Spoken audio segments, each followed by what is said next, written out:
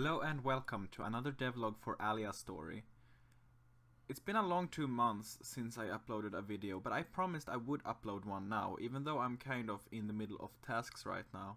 As usual, things will be very in progress, so don't expect things to look the same for very long.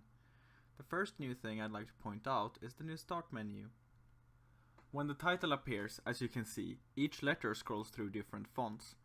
I got these from a website that had free fonts, and I'm thinking of adding even more over time. I made this design choice because I felt like it conveyed the idea that this game isn't just one thing. I really wanted to be able to generate so many possible things, and so right now I'm playing around a little bit with that concept. I've been lightly working on house generation again, and by lightly I mean I got a cube with an illegally bright red texture. And it doesn't even generate correctly half of the time. Long ago in the making of this game, all I was able to do was rooms that seemed to be indoors. And once I started generating outdoor areas instead, I realized it would give the generator more freedom if not each grid space on the level was either outdoors or indoors. So all buildings have to be generated separately now, and using a slightly different method, since building walls have thickness as opposed to the outdoor walls. Furthermore, I've been working on NPCs a bit. Here we've got several NPCs lined up in the guise of multicolored capsules. The color indicates their profession. I used the professions mentioned in the rebranding video when making these and started implementing their functionality. They currently don't do much else other than stand around and have unique dialogue. That is unfortunately still preset, but they will have each a daily schedule that they will try to abide to depending on their profession. For me to start implementing that, however, I want the houses to be done enough for them to perform their businesses in there.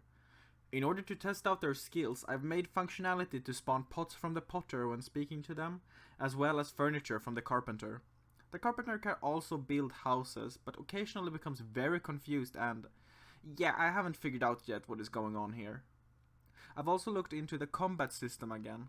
I had to blow off some dust from the surface of that particular box. I think I started programming that stuff a couple of years ago and then didn't touch it again until now. My projectiles had stopped moving altogether. But it turned out the speed has simply been set to 0 on all of them after I moved the speed variable from the script that controls movement to a script that held statistics. Oops. Previously, only projectiles and bombs were possible in the attack system, but now weapons and physical attacks are possible as well. I made some makeshift debug weapons in Blender and started implementing them. Pretty much only the mace got finished in time for the video. I made a generator for enemies that could feed them attacks to use for debugging purposes, so we got one enemy using a mace and one flying enemy that swooped down to attack you. Right now, this is in very early prototype stages, and in the future this generation will be more sophisticated. That was all for this time, and I hope to see you next time. If you like this video, please leave a like and subscribe. From me, out to the infinite void. Over and out.